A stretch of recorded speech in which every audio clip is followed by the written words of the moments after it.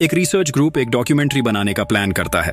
ये डॉक्यूमेंट्री एक खतरनाक आदमी के क्राइम्स के बारे में है। उनका मकसद ये पता लगाना है कि क्या वो आदमी सच में इन घटनाओं का जिम्मेदार था या इसके पीछे कुछ और था। ये कहानी शुरू होती है एक पुरानी रिकॉर्डिंग से, जो 2003 में फॉन्किन काउंटी में मिली थी। रिकॉर्डिंग में एक पुलिस ऑफिसर डोनर जंगल में एक चट्टान के पास कुछ अजीब चीजें ढूंढता है। यही चीजें इस केस की शुरुआत बन जाती हैं। ऑफिसर डोनर सबसे पहले एक पुराना टूटा फूटा जूता दिखाता है। उसके बाद उसे कपड़े का एक टुकड़ा मिलता है जो शायद एक ब्लाउज या शर्ट का हिस्सा हो सकता है। लेकिन असली तनाव तब शुरू होता है जब कुछ ही दूर पर एक लड़की की बॉडी मिलती है। उस लड़की का नाम मिलिसेंट बार्नर होता है, जो कुछ दिन पहले गायब हो गई थी। अब एक छोटी सी साइन बताती है कि 17 दिसंबर 2012 को डैनियल मैनसन और उसकी टीम ने ब्लैक वाटर मर्डर्स की इन्वेस्टिगेशन के लिए एक मिशन शुरू किया था। साथ ही उन्होंने इस केस के सस्पेक्ट रेमंड बैंक्स का इंटरव्यू करने की कोशिश की, लेकिन ये मिशन कभी कंप्लीट नहीं हुआ क्योंकि वो लोग वापस नहीं आए। 1 साल बाद उनकी रिकॉर्डिंग्स रिकवर की गईं, जो अब हमें दिखाई जाने वाली हैं। सबसे पहले हमें इस स्टोरी के मेन कैरेक्टर से मिलवाया जाता है। डैनियल अपनी टीम को इकट्ठा कर रहा था ब्लैक वाटर क्राइम्स की सच्चाई समझने के लिए। एक लड़की एक्सप्लेन करती है कि पिछले 40 सालों में टाउन के जंगल के पास 4 लड़कियों के बॉडीज मिली थीं। इन सब के लिए एक आदमी रेमंड बैंक्स को जिम्मेदार माना गया था, लेकिन लड़की को यकीन नहीं है कि रेमंड बैंक्स सच में सस्पेक्ट है। टीम के बाकी मेंबर्स में एंड्रिया एडम्स, जो प्रोड्यूसर है, और एंथनी रसल, जो कैमरामैन है, शामिल हैं। ग्रुप कार में बैठता है और चलते चलते टीम के आखिरी मेंबर को पिक करता है, एक लड़का जिसका नाम रॉब है। वो ऑडियो का इंचार्ज है और डेनियल के साथ पहले भी काम कर चुका है। यहाँ हमें कुछ इंपॉर्टेंट इन्फॉर्मेशन मिलती है जो इस केस की कम्प्लेक्सिटी समझने में मदद करती है। डेनियल बताती है कि वो ये इन्वेस्टिगेशन इसलिए कर रही है क्योंकि उसका मानना है कि पुलिस ने गलती की है। उन्होंने एक इनोसेंट आदमी को जिम्मेदार ठहरा दिया क्योंकि रेमंड बैंक्स को बिना लॉयर के 16 घंटे तक इंटरोगेट किया गया था। क्राइम सीन्स पर कभी कोई एविडेंस नहीं मिला जो प्रूव करे कि रेमंड बैंक्स उन जगहों पर था। उसका जेल जाना सिर्फ इस वजह से हुआ क्योंकि टाउन के कुछ लोगों ने उसे सस्पेक्ट माना और पॉइंट आउट किया। टीम डिसाइड करती है कि वो फैनकिन टाउन में रुककर अपनी रिपोर्ट शुरू करेगी, लेकिन वहां पहुंचने के लिए उन्हें एक रोड से गुजरना पड़ेगा जिसका नाम है ब्लड सॉकर। उस रोड को ऐसा क्यों कहते हैं? रॉब जिज्ञासा से पूछता है। एंड्रिया जवाब देती है, क्योंकि जो 4 लड़कियां वहां मिली थीं, उनके बॉडीज में एक बूंद भी खून नहीं था। ये बात सुनकर लोकल लोगों ने अफवाह फैला दी कि जंगल में वैम्पायर्स रहते हैं और वही इन मर्डर्स के लिए जिम्मेदार हैं। 17 दिसंबर को टीम फॉन्किन पहुंचती है और बिना टाइम बर्बाद किए इंटरव्यूज लेना शुरू कर देती है।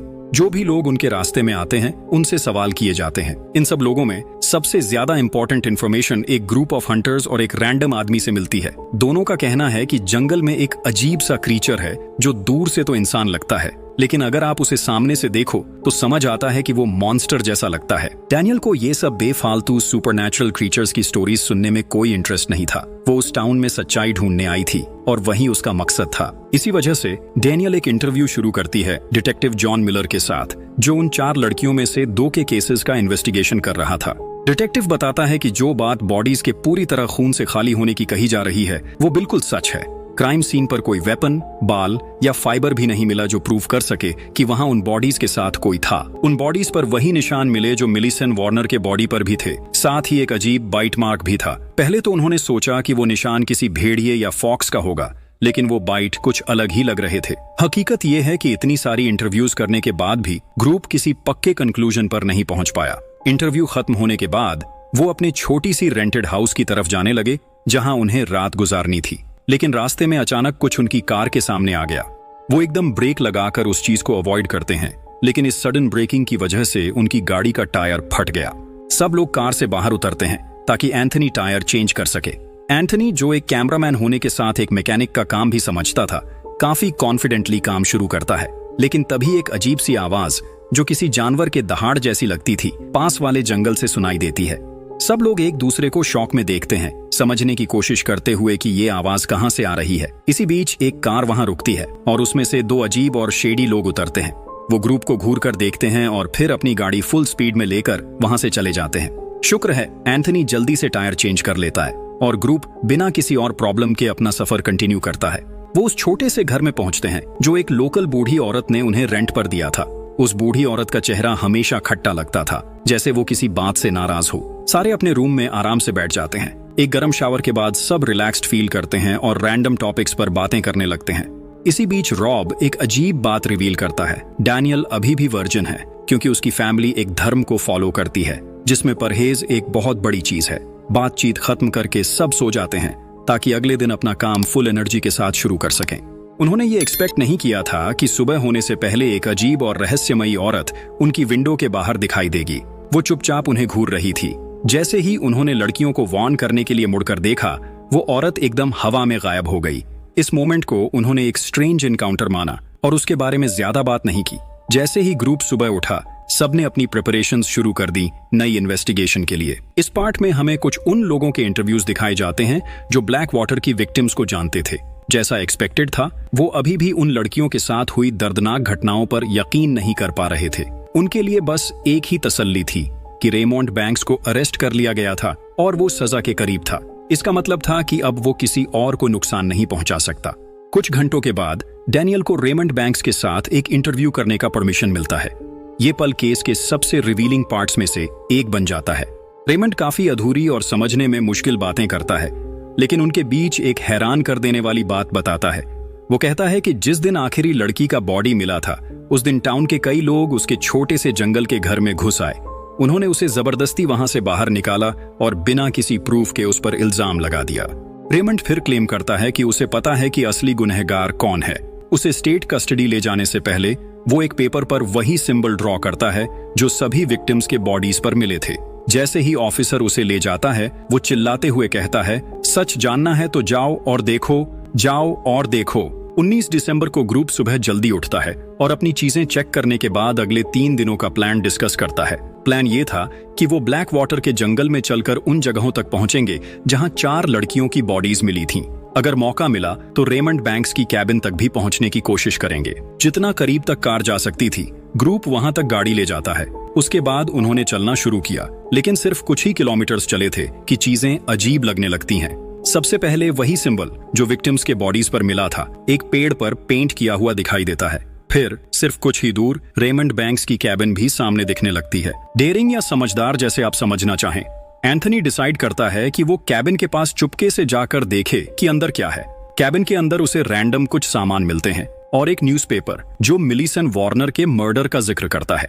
ग्रुप धीरे धीरे जंगल के अंदर आगे बढ़ता है और एक छोटी सी नदी क्रॉस करने लगता है। सब लोग सेफली पार करते हैं। फिर ग्रुप डिसाइड करता है कि टेंट्स लगाकर कैंप करें और रेस्ट लें। लेकिन बात इतनी सिंपल नहीं होने वाली है। रात के बीच वही अजीब सी आवाज सुनाई देती है जो उन्होंने टायर पंक्चर होने के वक्त सुनी थी। इस बार लगता है कि वो आवाज और करीब है। फिर भी सरप्राइजिंगली उनकी पहली रात बिना किसी बड़े प्रॉब्लम के गुजर जाती है। जब ग्रुप अपने टेंट्स के बाहर आता है तो वो देखते हैं कि किसी ने उनके आसपास वही अजीब सिंबल पेंट कर दिया है। ये देखकर रॉब काफी परेशान हो जाता है। फिर भी ग्रुप डिसाइड करता है कि इसे नजरअंदाज करके अपना सफर जारी रखें। लेकिन अगला झटका तब लगता है जब उन्हें सामने के पेड़ों पर वही सिंबल बने हुए मिलते हैं। अब ये किसी भी तरह एक इत्तेफाक नहीं लगता। सफर के बीच रॉब दूर एक औरत को देखता है, वही औरत जो उस रात खिड़की के बाहर दिखाई दी थी।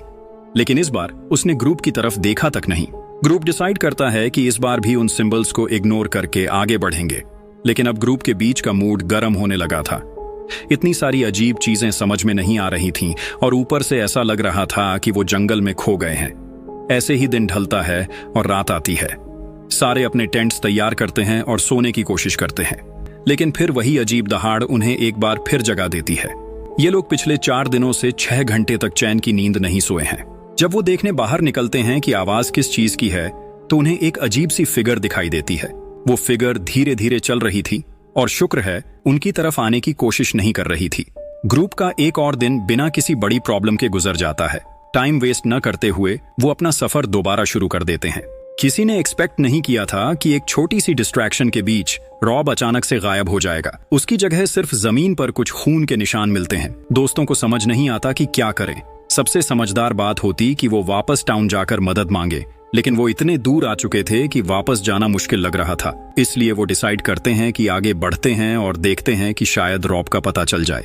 रात एक बार फिर ढलती है और ग्रुप को अपने टेंट्स में रुकना पड़ता है। वो सोचने लगते हैं कि रॉब कहाँ होगा, जो कि उसे एज़मा भी था। सबको याद आता है कि उसका इनहेलर उसके पास नहीं था, जो उनकी परेशानी को और बढ़ा देता है। अगर रॉब अब तक आसपास था तो शायद वो मुश्किल में था और उसका एस्थमेटिक होना चीजें और ज्यादा टेंशन वाली बना रहा था। तभी वही अजीब सी आवाज एक बार फिर सुनाई देती है, लेकिन इस बार चीजें अलग होने वाली थीं। जब ग्रुप टेंट्स के बाहर जाता है तो उन्हें वो अजीब चीज सामने दिखाई देती है। डर के मारे सब टेंट के अंदर वापस दौड़ते हैं, लेकिन इससे कुछ बदलने वाला नहीं था। एंथनी और एंड्रिया किसी तरह बच निकलते हैं, लेकिन डेनियल की किस्मत उतनी अच्छी नहीं होती। वो क्रीचर उसे पकड़कर अंधेरे में खींच ले जाता है। ग्रुप उसे दोबारा नहीं देख पाता।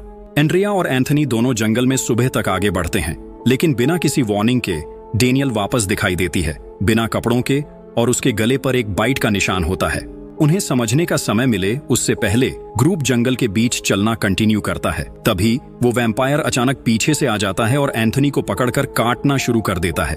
इससे लड़कियों को भागने का मौका मिलता है और वो तुरंत वहां से भाग जाती हैं। असली डर रात के साथ शुरू होता है, जब गांव के लोग लड़कियों को घेरना शुरू करते हैं। कोई और विकल्प न देखते हुए एंड्रिया रेमंड बैंक्स की कैबिन के अंदर चली जाती है और डेनियल से अलग हो जाती है। इस पार्ट में जल्दी से दिखाया जाता है कि वही बूढ़ी औरत जिसे ग्रुप ने जंगल में पहले देखा था, लड़की के करीब आती है, कुछ बताने की कोशिश करते हुए। लेकिन वैम्पायर के सडन अटैक की वजह से ये इंटरैक्शन पॉसिबल नहीं हो पाता। एंड्रिया का सामना वैम्पायर से होता है, जो उसे पकड़ लेता है। तभी डेनियल एक कैमरा का कंट्रोल ले लेती है, लेकिन गांव के लोग उसे रोकते हुए कैमरा से कुछ अजीब सा चीज निकालते हैं। फाइनल सीन में सब लोग मिलकर किसी को हैप्पी बर्थडे गा रहे होते हैं, जो पूरे सीन को और ज्यादा अजीब और परेशान कर देने वाला बना देता है। इसके अलावा डेनियल भी वहां होती है और ये रिवील होता है कि जो बर्थडे बॉय है वो डेनियल और वैम्पायर का बेटा है। कहानी का अंत दिखाता है कि बुराई जीत चुकी है। अब ये बातें साफ हो जाती हैं। जंगल में जो क्रीचर था वो एक वैम्पायर था। रेमंड बैंक्स बिल्कुल दोषी नहीं था। उस आदमी को सिर्फ इसलिए ब्लेम किया गया क्योंकि गांव के लोग उस वैम्पायर को पसंद करते थे और उसकी रक्षा करते थे। रेमंड को चुप कराने के लिए और वैम्पायर के क्राइम्स को छुपाने के लिए लोगों ने उसे गलत दोषी ठहराया। बाकी लड़कियों का भी वही अंजाम हुआ जो डेनियल का हुआ था, लेकिन सिर्फ एक लड़की वैम्पायर का बच्चा पैदा कर पाई क्योंकि उसने कभी किसी के साथ कोई संबंध नहीं बनाया था। क्यों ऐसा हुआ ये समझना मुश्किल है। वही बुरी औरत जो जंगल में उन बच्चों को देख रही थी, असल में उन्हें वैम्पायर और गांव के लोगों के बारे में वार्न करना चाह रही थी। ये दिखाता है कि हर गांव वाला इस कल्ट का हिस्सा नहीं था। शायद वो खुद इस वैम्पायर के साथ एक एनकाउंटर से बची हुई सर्वाइवर थी। पर असली सच क्या है, ये अब तक एक राज ही है।